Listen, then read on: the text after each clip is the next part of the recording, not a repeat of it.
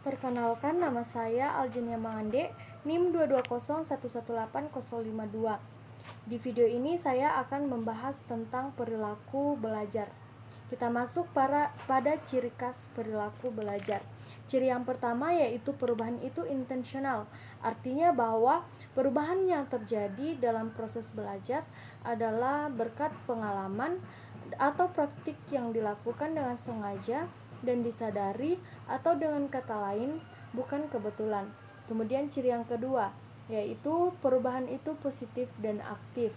Positif di sini artinya bahwa perubahan itu baik, bermanfaat, dan sesuai dengan yang diharapkan. Kemudian aktif artinya perubahan itu tidak terjadi dengan sendirinya, melainkan melalui usaha yang dilakukan oleh siswa itu sendiri. Ciri yang ketiga yaitu perubahan itu efektif dan fungsional. Efektif adalah berhasil guna, di mana perubahan yang terjadi memberikan pengaruh, makna, dan manfaat tertentu bagi siswa. Kemudian fungsional artinya perubahan tersebut menetap dan setiap saat apabila dibutuhkan perubahan tersebut dapat direproduksi dan dimanfaatkan. Kita masuk pada perwujudan perilaku belajar.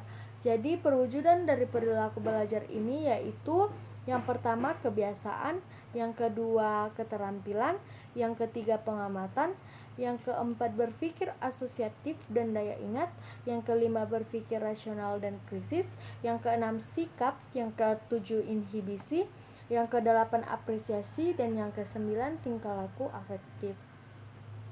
Kita masuk pada jenis-jenis belajar. Jenis yang pertama yaitu belajar abstrak, di mana belajar abstrak ini menggunakan cara-cara berpikir abstrak. Kemudian belajar keterampilan. Belajar keterampilan ini menggunakan gerakan-gerakan motorik. Misalnya, kita belajar olahraga, kita belajar musik, menari, belajar melukis, dan sebagainya. Kemudian belajar sosial. Belajar sosial ini yaitu belajar memahami masalah-masalah dan teknik-teknik untuk memecahkan masalah. Kemudian belajar pemecahan masalah. Tujuannya adalah untuk memperoleh kemampuan dan kecakapan untuk menyelesaikan masalah rasional, lugas, dan tuntas. Kemudian belajar rasional. Belajar rasional di sini yaitu menggunakan pertimbangan dan strategi akal sehat, logis, dan sistematis untuk memecahkan sebuah masalah. Kemudian belajar kebiasaan, yaitu proses pembentukan kebiasaan-kebiasaan baru atau perbaikan dari kebiasaan-kebiasaan yang ada. Kemudian belajar apresiasi. Belajar apresiasi ini yaitu mempertimbangkan arti penting sebuah objek atau nilai suatu objek. Kemudian belajar pengetahuan. Belajar pengetahuan adalah belajar dengan cara melakukan penyelidikan mendalam terhadap objek pengetahuan tersebut. Kemudian kita masuk pada efisiensi dan pendekatan belajar. Efisiensi belajar adalah perbandingan antara efisiensi usaha belajar dan hasil belajar. Kemudian adapun ragam pendekatan belajar, yang pertama yaitu pendekatan hukum Jos. Pendekatan hukum Jos ini bahwa siswa yang lebih sering mempraktikkan materi pembelajaran akan lebih mudah memanggil kembali memori lama yang berhubungan dengan materi yang sering ia tekuni. Kemudian yang kedua yaitu pendekatan Ballard dan Clancy.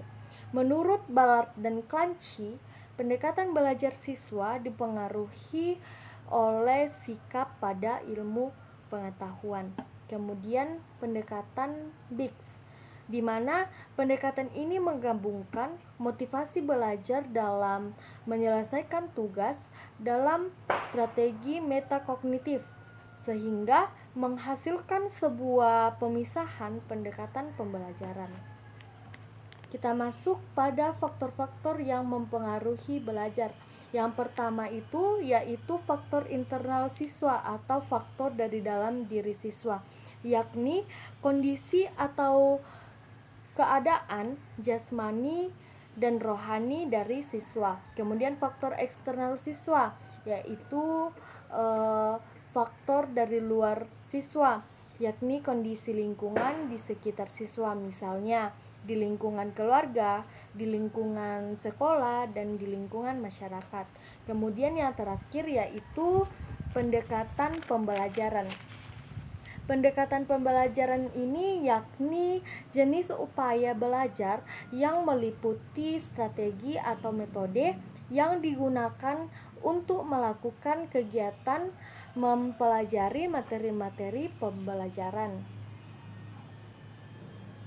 Jadi dari penjelasan tadi dapat disimpulkan bahwa belajar ialah suatu proses usaha yang dilakukan seseorang untuk memperoleh suatu perubahan tingkah laku yang baru secara keseluruhan sebagai hasil pengalamannya sendiri dalam interaksi dengan lingkungannya. Sekian presentasi saya ucapkan terima kasih.